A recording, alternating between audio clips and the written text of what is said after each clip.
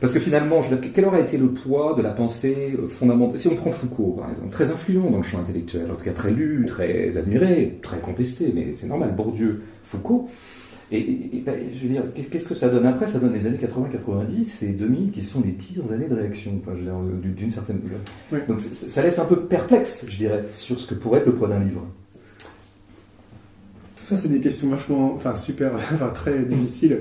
Parce que soit on se raconte des histoires, en survalorisant les effets, soit on n'est pas, honnête sur les effets importants de la théorie.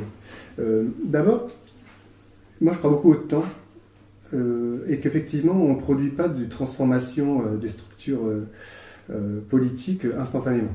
Et je pense, alors, si on prend l'exemple de Foucault et de la prison, je pense qu'on peut très bien interpréter l'idée de la contrainte pénale telle que Christiane Taubira l'avait pensée, comme étant un effet de la critique foucaldienne de la prison qui a mis 40 ans à se produire. Après, ça a eu des résistances, ça a été vidé de son intention, mais l'idée de concevoir une peine dont la prison ne serait ni l'horizon, ni la fin, ni la référence, mais qui serait quand même une peine, donc une sanction, mais qui n'aurait plus aucun rapport avec la forme prison, donc il y a une rupture avec l'idéologie carcérale quand même depuis le XVIIIe siècle.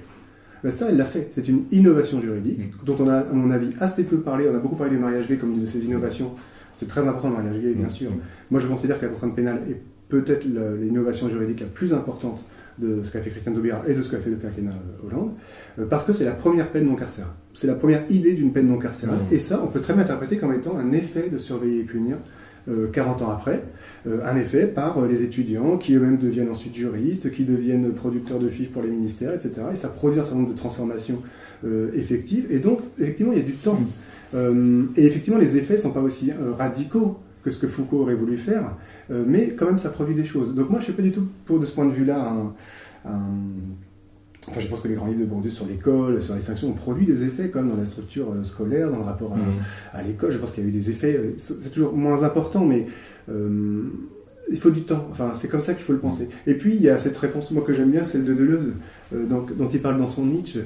Vous savez, quand il dit que la philosophie se fait pour nuire à la bêtise, et qui est quand même la plus belle définition de la pensée, et où il dit, au fond, il ne faut pas se poser la question de la pensée critique en termes positifs ou négatifs, ou positifs, pardon, c'est-à-dire qu'est-ce qu'elle fait, mais c'est qu'est-ce qu'elle empêche de faire. Et l'idée de Deleuze, c'est de dire, au fond, le monde serait bien pire s'il n'y avait pas de philosophie, parce que les gens se lâcheraient.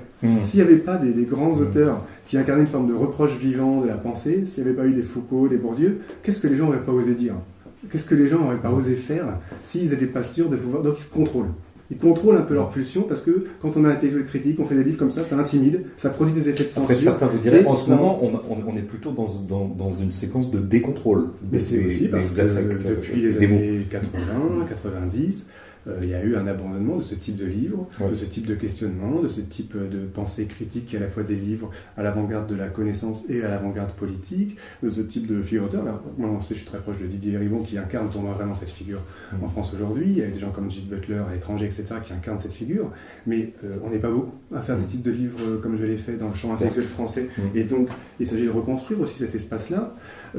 Et que si jamais on vit cette telle période, effectivement, de régression politique majeure de la gauche, c'est parce qu'il n'y a pas cette espèce de présence de l'intellectuel critique et de l'ouvrage, mais c'est comme ça qu'il faut le penser, c'est dialectiquement, et donc je pense vraiment que la pensée critique, je crois que c'est vrai qu'elle exerce des effets les gens n'osent pas aller trop loin, ils sont comme freinés dans leur bêtise par l'existence d'intellectuels exigeants, et que il faut toujours penser à la pensée critique, c'est qu'est-ce que grâce à elle on n'a pas eu et pas qu'est-ce qu'on a. Et jusqu'où il serait allé si on n'était pas là. Voilà. Et ça, c'est important de se dire ça. Donc déjà, on peut toujours être un tout petit peu optimiste de ce point de vue. Ok, bon, on finit là-dessus, ça me paraît évident. Merci beaucoup, Geoffroy. Super.